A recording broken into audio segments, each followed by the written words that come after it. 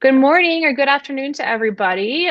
Today, we are joining you to chat a little bit about how media and publishing brands are driving growth through subscriptions. So today, you have myself, Emma Clark. I'm head of strategic initiatives at Recurly. So Recurly is a subscription billing and management platform.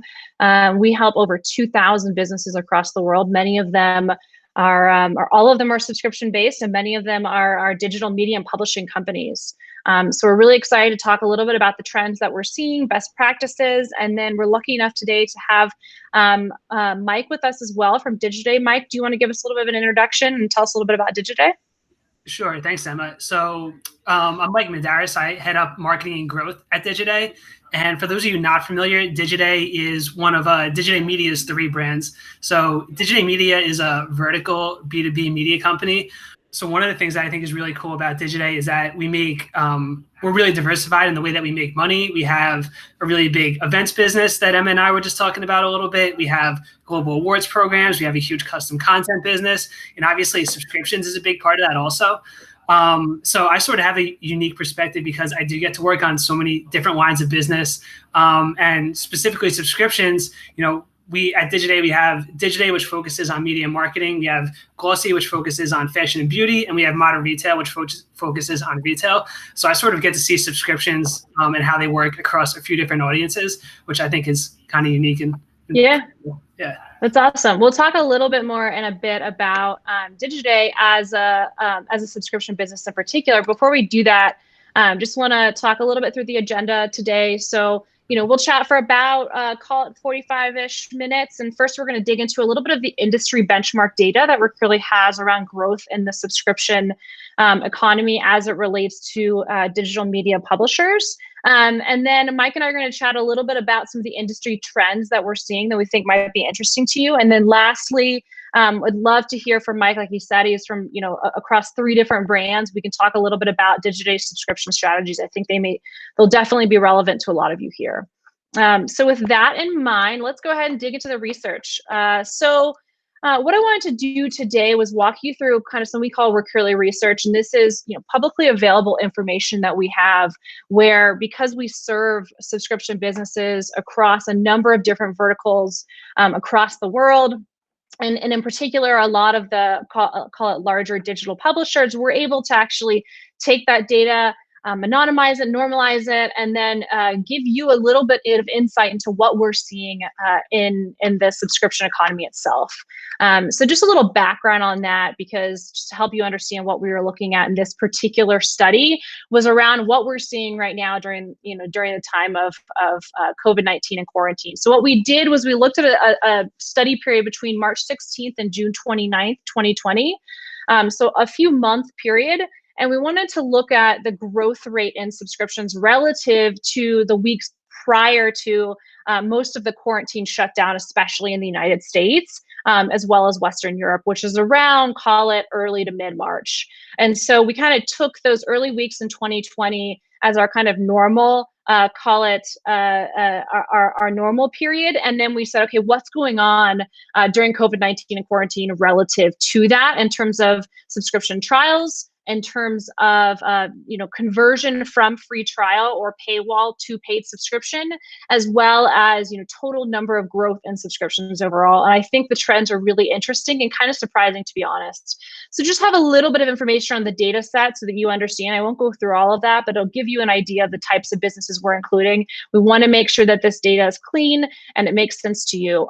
So we're only including subscription publishers that are large enough to be included in the study and have a substantial amount of data to analyze.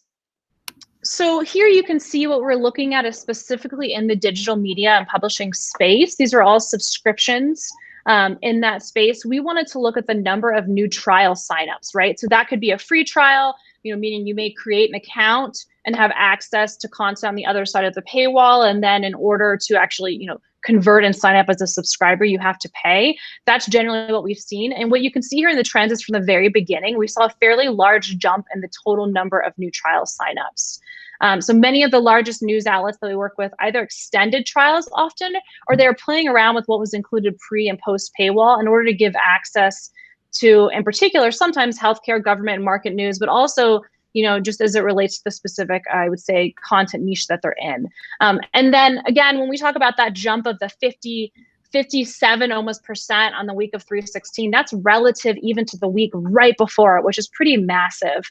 And then the largest growth was mostly through March and April, with anywhere between 45 and 60% jump in new trials relative to a pre-COVID period. And then we started to see the growth in new trial signups kind of start to slow down a bit as things normalized as we moved into June. So I think, across all subscription industries that we were looking at, there was pretty healthy growth all through April.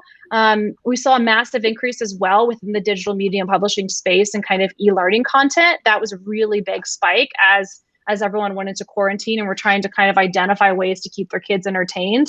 And then, the next thing I wanted to talk about just briefly is what did this mean in terms of conversions? So I think as we go into understanding anything from a new trial sign up and moving into a conversion, we actually saw that conversion spiked as well after the COVID period began. So that's jumping from 42% to 53% the last few weeks of March. So by that, meaning we actually not only saw, hey, people are actually trying out new services and new content, but they're converting to paying for that, which is really encouraging. And then from there, outside, we saw a slight dip in April, just to 38%. The conversion rate remained above 49% for the remainder of the study period. So it's actually a pretty decent conversion rate, I'd say, relative to what we see. And we have a little bit more information on our Recurly Research site around, the type of conversion rates, what we're seeing as a, normal or median conversion rate, even pre-COVID as well. And so that'll give you an idea of kind of where you compare. So I think the key message here is we are seeing that subscription businesses offering trials were successful in converting those trials. And the last thing I wanted to look at was just, what does that mean in terms of total paid subscription growth? So I think this one's really interesting because, like I said earlier, we saw this spike in total new trials from the very beginning of quarantine. But then what you see is all of those starting to convert into paid subscriptions. So this almost 200% increase relative to a pre-COVID period in mid-April. And that's actually the largest jump of new subscribers we saw across any industry, which is pretty fascinating. So many of the new trials between March and early April, they did convert, like I said, to paid subscribers. This growth has slowed down, back to normal patterns in June. And so the last thing I'd say here before kind of turning over to Mike is, what this indicates to me is, you see that 622 is only 1% higher than pre-COVID periods. It's kind of going back to normal. So the question for these businesses are, how do you actually retain the subscribers that we have seen this kind of uptick in new acquisition? How do you make sure that you're retaining those subscribers through the rest of the year? So addressing things like paywall fatigue, right? Having the right mix of premium content to incentivize loyalty, to continue to provide value to those subscribers. We've talked to a lot of businesses about offering the ability to pause, perhaps, right? So people usually have different circumstances where maybe they were thinking about canceling their subscription, but when you offer the ability to pause instead and kind of reactivate a later time, that can actually save the customer and the customer experience, as well as hardening their strategies around churn and involuntary churn and payment churn in particular, which is something that Recurly works on a lot. And then the last thing I'd say here before I hand it over to Mike is, we've also been talking to a lot of businesses that are seeing this trend around not only how do you turn those newly acquired customers, into valuable lifetime customers and prevent churn, but also how do you grow average revenue per subscriber and offer upsells and bundles. So I think it's really interesting. We're seeing more bundling across the industry. For example, Bloomberg is just testing out, right, bundling with Athletic. I know they had tried that with The Information, which is a high-end business and tech publication before. Now they're actually trying that out with The Athletic to say, hey, are our customers who are interested in Bloomberg also interested in this type of content? And can we increase our average revenue per customer that way? So, I think the interesting thing here that we're really seeing for some of these customers is, not only how can you retain them and grow lifetime value, but also, where can you find paths to grow average revenue per subscriber? And so what we've seen are things like these bundles, for example. So Bloomberg testing out, including The Athletic is one great way of an example of how an industry leader in digital media subscriptions is testing out bundling. They also tested that out with The Information, which is a high-end business and tech publication. I'm not sure, if they're just trying to identify, hey, here's our core subscriber. How else can we actually reach them and bundle another publication together and win together in order to retain that customer and provide more value? But we've also seen other publishers offering gifting, especially as we move into the holiday season. I think this is going to be really important, which is how do you take your existing subscribers or those that are, even have awareness of your subscription product and offer the option to gift that to other people. And that offers another path to acquisition that actually is lower cost to the publisher, given that it's fairly word of mouth. You're not actually usually having to do, direct have direct acquisition costs associated with advertising. And so it's a great way to leverage your existing loyal base that might be a subscriber who wants to gift that to somebody else. So those are just a few of kind of the trends, the best practices that we're talking to digital publishers about. Mike, if you don't mind, I'd love to hear from your perspective, from Digiday's perspective, what else you're seeing in the industry right now as well. Sure. Well, I think, we've actually covered it quite a bit ourselves. Basically, what you've been alluding to in the last few graphs, we've been referring to it as the Corona bump. So that started, way back in March. We started seeing big spikes in memberships, and about the middle of March, it carried into April, started to flatten out a little bit into May and the later spring. So basically, from all the publishers we've been reporting on, we've seen pretty much the same trend. At Digiday Media ourselves, we've seen pretty much the same trend. Ours is not as pronounced as some of the graphs that you alluded to. Probably, well, it is due to the fact that we sort of tread pretty lightly when it comes to trials. But anyway, so using January and February from this year as a benchmark for us, we saw subscriptions sort of creep up about 7% in March, 16% in April, and then flatten out a little bit to like 14% in May. But very much the same pattern as, the ones that we saw in your graphs. And I think you kind of hit the nail on the head in terms of lifetime value and being able to hold on to these subscribers afterwards. At Digiday, we are sort of always inherently skeptical about like a lot of these sort of tactics that subscriptions are trying. Some of them, that publishers are trying with subscriptions. Some of them tend to border on, I don't want to say gimmicky, but maybe a little bit. So anyway, no, I think that's fair, right? I mean, it all comes back to the economics of the subscription model, right? Like you can try some of these things to encourage new acquisitions, but the reality is if you can't retain and grow that subscriber base, you're going to turn them out and it doesn't economically make sense, right? It's all about what's the payback ratio, how much are you spending on that customer relative to convert them, right? On that potential customer relative to how you retain them and grow that revenue. There's a payback ratio. And if you're not reaching that, then to your point, kind of all of the, I would say, things that some may try to get in new acquisitions are never going to produce a viable subscription or never going to produce viable subscription growth if they can't actually retain those customers through the value they're providing long-term, right? So, I mean, I understand what you're saying completely. Yeah, 100%. And even if you're not necessarily paying to acquire one of those subscribers for $1 for a week or $5 for a month or whatever it is, there is definitely an opportunity cost built into acquiring every one of those subscribers at a low price because you're going to cannibalize some of the revenue that you would have brought in anyway. Sure. So really you need to think about all these subscribers in terms of lifetime value. So I kind of mentioned that at Digiday Media, we tend to tread a little bit lightly when it comes to sort of like these trial offers. We see our subscription offering as a very premium offering, and we always want to price it that way and treat it that way. So we sort of tiptoe around a lot of these different trial offers and things like that. But we have been experimenting with it a little bit lately, and we've actually been pretty encouraged by it.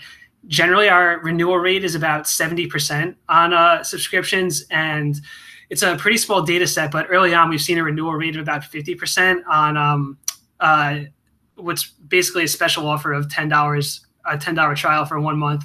So I think that's been pretty encouraging for us so far. Interesting. Okay. How long Yeah. have you guys run that? Have you run that for a few months, or what was kind of the impetus to thinking through that? Yeah. So we've kind of avoided it like the plague over the last couple of years. Yeah. I think like every business is different, every subscription is different, and ours we have a very narrow addressable audience because we're niche B2B media. So the addressable audiences for everything that we cover are very narrow.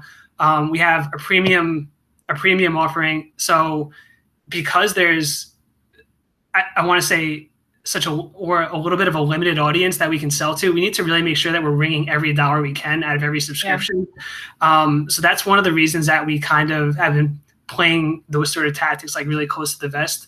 But I think we started to realize that it was almost a necessary evil in terms of like a growth tactic. So going back a couple months when we really first introduced it, and like I said, we've been kind of pleasantly surprised with some of the results so far. I think really the interesting part is where some of these subscribers are coming from and the behaviors they're showing in terms of sticking around. So we're seeing the people that are coming in through this offer on the subscribe page are sticking around 87% of the time. Oh, wow. Yeah, so that's great. And the people that are coming in through the metered paywall are sticking around 50% of the time, and the people that are coming in through some of our locked content that just permanently lives behind the paywall are sticking around 33% of the time. So I think it kind of goes to show you that a lot of times people use those offers as just a way of circumventing your paywall one time, and they're not always the highest lifetime value subscribers. Yeah. So I don't know. I think, like I said, I mean, that can happen. That can absolutely happen. But I think to your point, it also depends on the business model. Like you guys are, I think sometimes too, you're highlighting, or we could think about the differences between a B2C and a B2B publisher, right? So tell me a little bit about, if you don't mind taking a step back, tell me a little bit about, did Digiday always have a subscription model, right? And who's the target customer? How has that business model evolved over time? Maybe that can help give us, I think a basis for people to understand a little bit about why it might be different, and how you might think about that subscription offering different than someone like the New York Times, the New Yorker, or Allure, for example, right? Sure. So to answer the first part of your question, the short answer is no. Digiday did not always have a subscription. Yeah. So a lot of people don't know this, but Digiday actually started out as an event back in 2008. And because of that, events have always been like really critical and really core to our DNA and everything that we do as a company. But I think if you ask Nick Fries, our founder and CEO, he would say that his vision was always to build out a diversified vertical media company, which is what we've done on top of, that first event way back in 2008. So we sort of tacked on the other lines of business along the way. So awards was one early on. Custom content has been a big business for us. Advertising has sort of always been there, and subs was really kind of the last piece of the puzzle for this diversified media business that we had always been striving for. So I think especially now people might look at that like now at a time when subscriptions are viewed as critical and really attractive line of business. People might look at that and say, oh, Digiday was sort of late to the game on subscriptions. And to that I would kind of say yes and no. So I'm sure that if we had started our subscription business, 2 or 3 years earlier, it would definitely be bigger than it is right now.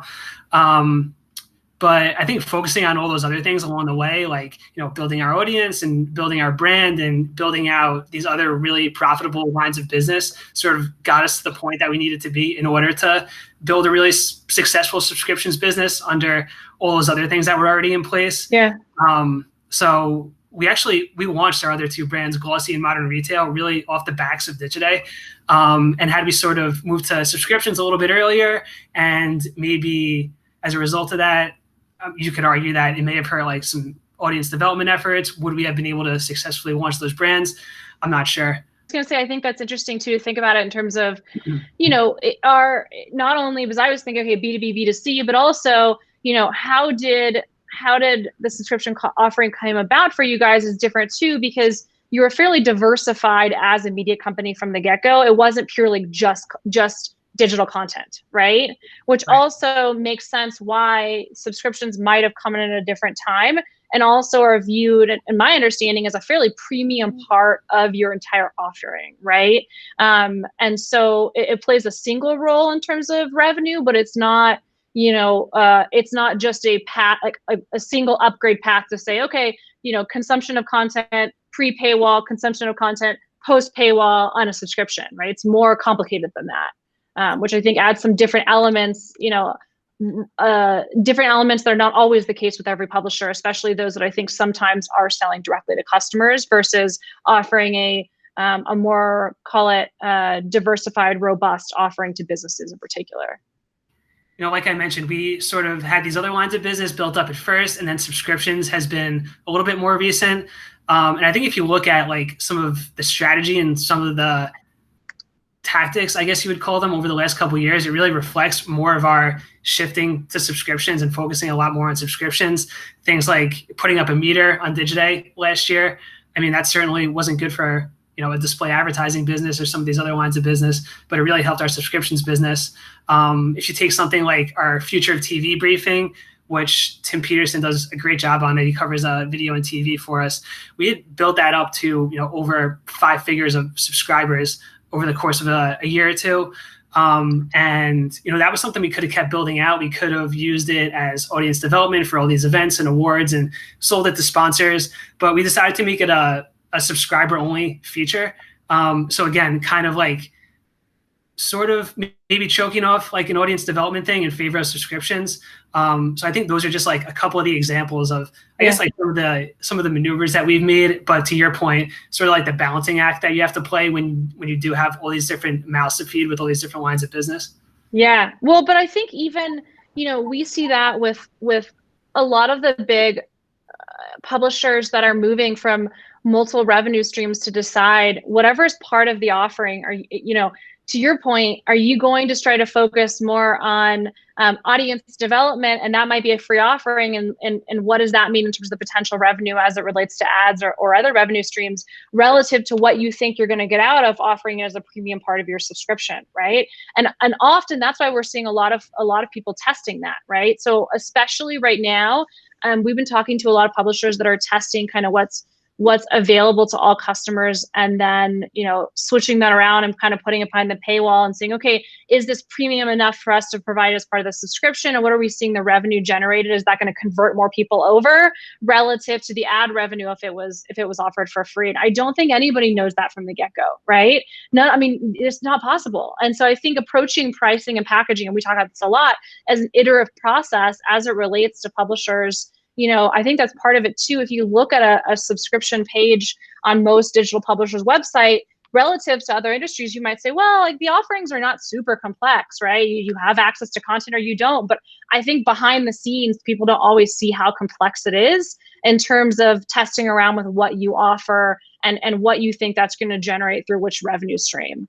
So is there anything you guys, how did your team pivot your subscription strategy, if anything, during COVID-19? I mean, I know that it's not always related to necessarily pricing, but has there been, to testing pricing, but has there been any change that you've seen there that you've had to make, or has it just been a pretty steady uptick overall? Yeah, I think more the latter probably, as opposed to like there's really fundamental way or like really fundamental change to the way we approach subscriptions. And we sort of alluded to it at the start, where there was just the Corona bump showed this just general increase in demand for subscriptions and for news content back in the spring. So I think that actually, this might sound kind of weird, but I think that actually played into our favor across all of our brands, because our thing has always been that we're going to chart the changes that are underpinning and changing all these different industries: media marketing with Digiday, retail with Modern Retail, and fashion and beauty with Glossy. And there's perhaps never been a time of more accelerated change or more dramatic change than right now. So all of a sudden our coverage was just like extremely well positioned to be able to capture all this demand that was now being built up back in March and April. So I think like that in and of itself, just the way that we had always covered the industry and positioned ourselves, put us in a really good spot to be able to sort of cash in on some of the demand that came out of March and April. But sort of behind the scenes, there were definitely things that we did change out, more like internal organization things than anything else. I guess one piece of that would be the resources that we were able to sort of divert away So the resources that would have in the past been pointed towards events and awards and probably some other like bigger client campaigns that we were working on, like all of a sudden we're not working on those things anymore. So we can kind of point them in another direction, and that direction was at subscriptions. So a lot of that was manpower, but then also just marketing inventory too.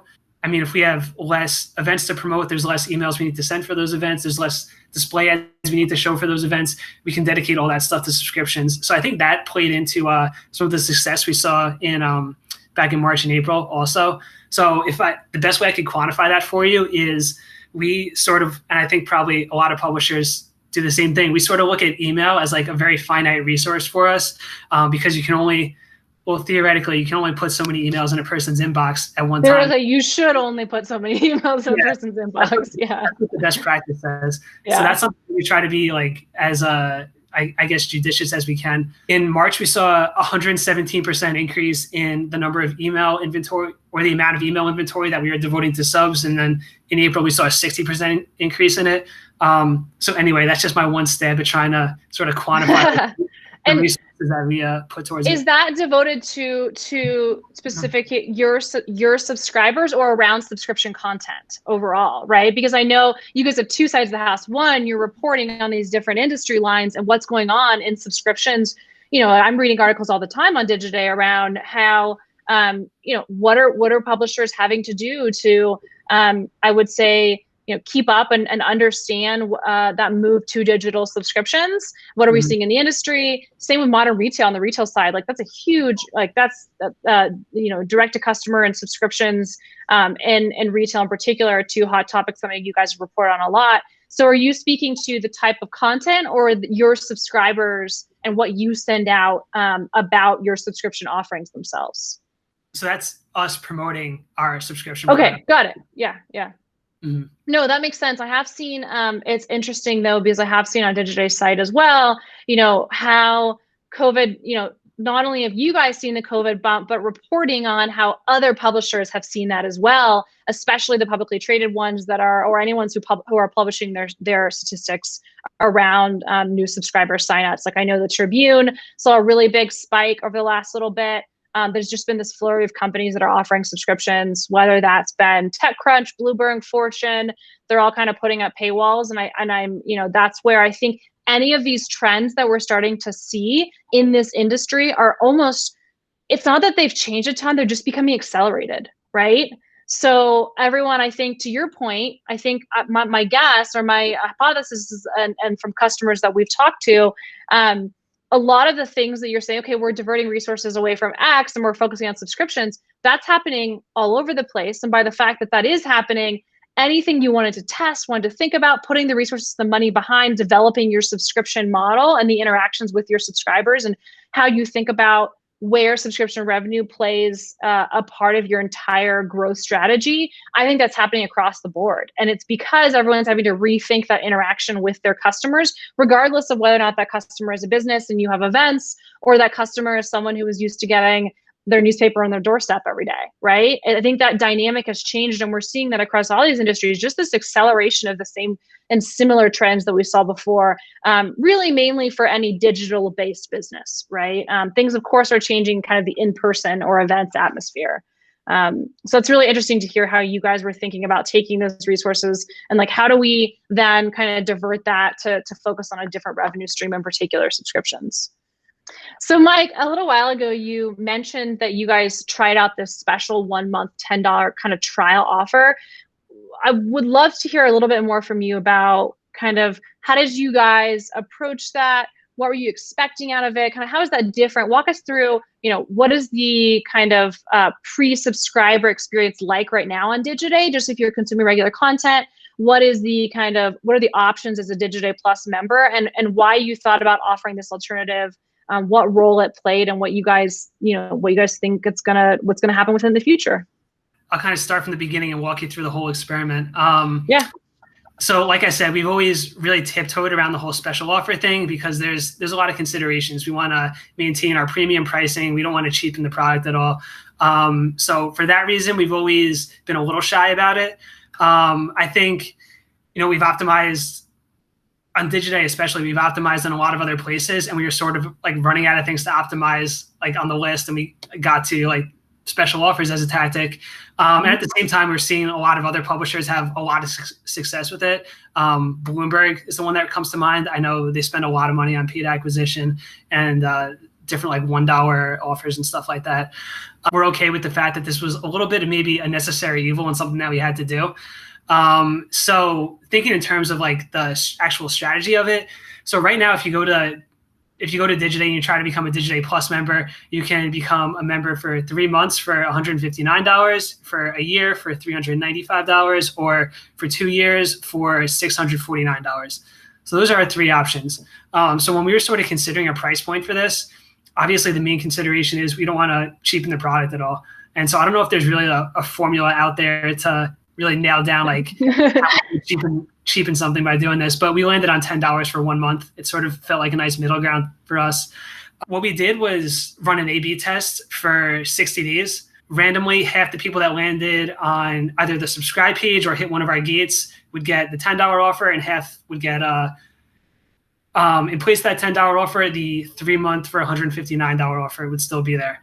And one of the other big considerations that we really had to sort of take into account was that, like I mentioned earlier, we weren't necessarily, paying a bill from Facebook for, X number of advertising dollars, but there's definitely some cannibalization that goes on there. And at a time when some of our other lines of business aren't performing the same as they were last year, it's something that you definitely have to consider. So that was sort of the risk we knew going into it. This is probably not surprising to anyone, but we did get a lot more subscribers on the version of that AP test that was presenting the $10 offer. We also saw sort of the cannibalization that we did expect, but the whole time we've been coming at this from an LTV perspective. So when looking at that, right now we're seeing 50% retention on these on the subscribers that are coming in, which I think we're on the pleasantly surprised side with. Yeah. Our normal retention rate is around 70%. Might change a little bit depending on the week, but it's right around there. So I think early indications are we're pretty happy with it. Like I said, we're most concerned with LTV, so that's what we're gonna keep our eye on. Certainly for the first month that people are on this offer, and then every time they go to renew after that. Our average LTV is around $700 between $700 and $800. So really, we need these people to turn over about 4 or 5 times to make it worth it. Yeah. So I guess it's really, and that takes time, right? To actually, so it's lifetime value and measuring it, and any test experiment you do, it's going to take time to see, when do those customers reach kind of what you would expect in terms of your average, or bypass it, or what's that ratio, right, look like? It's not like 1 month in, you're like, great, we're good, right? So it takes a little bit of time. And I'm assuming you guys kind of set that up to be able to measure on a cohorted basis. How do you guys, are you measuring, hey, here's what a normal 3-month subscriber would look like relative to this special offer? And over time, you'll take a look and say, do we want to continue doing that? Is that kind of the approach? I think more or less. Yeah. It's all about, all right, I'll throw another buzzword at you. It's all about the incrementality of it. So did we get more lifetime value out of those subscribers that came in through the $10 offer? We went through the exercise of doing this. We started getting some of the results back in terms of renewals, and they were like, all right, here's our recommendation. We think you should roll this out. And we were kind of like, wait a second. Our North Star here is LTV, and we have like very limited information on that. So I don't know. I think that's like I guess I'll call it one of the annoying parts about like some of these experiments is you want to know sort of like instantaneously if things are working. Yeah.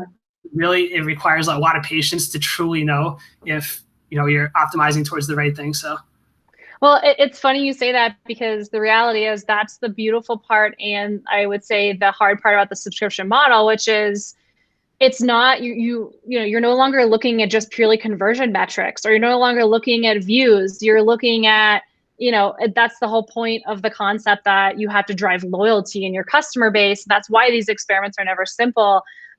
So yeah, I mean, I'm with you. I think it's, in some ways, it's what we love about the subscription model, that every single month or year, whenever they renew, like there's this expectation of, you said you knew what your general retention rate is. Well, from a financial perspective, you're actually able to then say, okay, if we believe retention is X, every month you're not starting from guesswork on viewership. You actually know what that installed base of revenue is driving. But at the same time, because it's month over month or year over year, any of these experiments take a long time.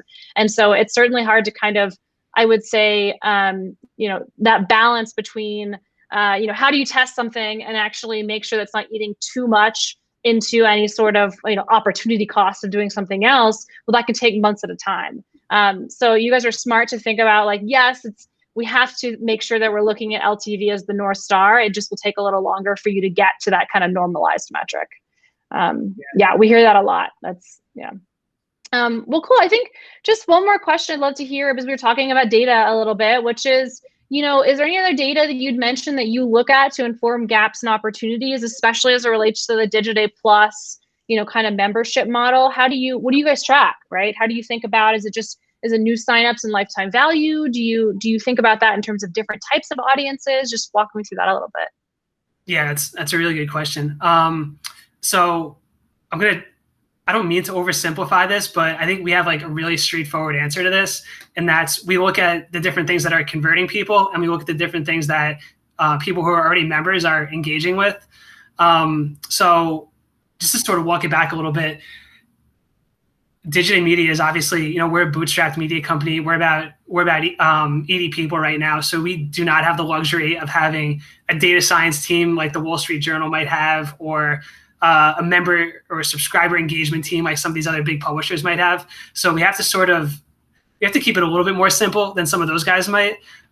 So we really think about subscriptions in terms of the two obvious things: acquiring new customers and keeping the ones that we have. So from that standpoint, like I said, we're really just focused the most on what's converting people and what people who are already converted are engaging with. So just to give you an idea of like what that might look like in practice, I think our Plus Talks and really all of our virtual events are a good example of that. So we keep, really, really detailed engagement data on all these different virtual events that we do. One of them of which is Digiday Plus Talks, which are an event series available only to Digiday Plus members. So we keep all kinds of data in terms of how many people are tuning in for each episode, how many people are watching the recording, how many people are consuming the email recaps, how many people are reading sort of our analysis of each talk. So I think from that we can see which episodes and which topics and which guests are really driving the most engagement. And we can see a little bit on the conversion side also. It always gets a little bit sticky with attribution in terms of last touch and things like that. So yeah, those are some of the things that we look at to, I guess I would say from that standpoint, we look at it to inform other Digiday Plus talks, but obviously it can also apply to other things that we're covering and other like formats for content also. So I think that's from like a subscriptions standpoint specifically, but I would also probably look at it from a Digiday Media perspective. I think I may have alluded to this a little bit before, but we kind of rolled out glossy and modern retail from Digiday audiences. And really what we did was sort of like incubate those audiences to start off. And we saw that, all right, there is a demand for, the type of coverage that Digiday is doing in the retail industry. And there is demand for this type of coverage in the fashion and beauty industry. And we were able to create pop-up newsletters and events that lived within Digiday, but they were really sort of like testing beds in a way for these other brands. And then ultimately we just sort of, lopped those off, put them over here as a different brand. And all of a sudden we're building up, another subscription business underneath it.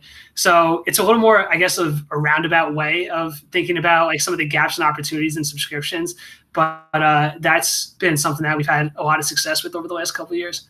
Yeah, no, but that makes sense. I think because what you're really talking about is, what testing, using your existing customer base, testing what you think, they'll find value out of. And then when you find that sweet spot, whether that for you guys in particular, that's been, whether it's been modern retail or glossy, you've identified that. And then you figure out, okay, well, is that a different revenue stream? Is that just like part of the same? I think, as it comes, we always talk about the subscription model, just like really identifying the core value that your customer base gets out of your product or service, and then, working upon that. And it might not be, hey, a new product line or a new service line or, a new brand, but often it can turn out to be that way, right? But where you started from was the same basic concept, which is like, let's test. We think that they'll find value in X. Let's test it.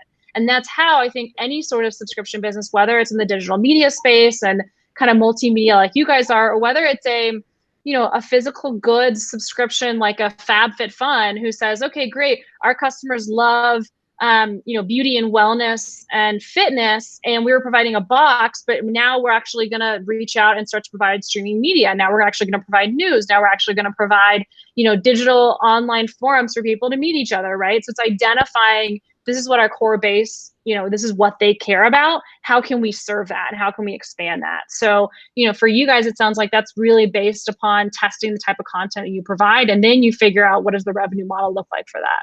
That's cool.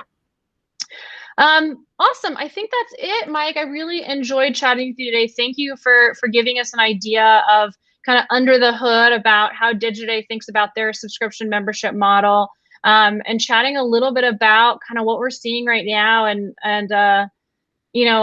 especially in the world that we're living in today as it relates to, I'd call it these growing trends towards digital subscriptions for any digital media or publishing company out there. And I think we're just going to continue to see more of that and kind of these accelerated trends. So I'm excited to hear how Digiday reports on it. I'll continue to keep an eye out. And thanks again for joining us. All right. Well, thank you so much for having me. And if anyone has any questions, I'm just Mike at digiday.com. So feel free to reach out.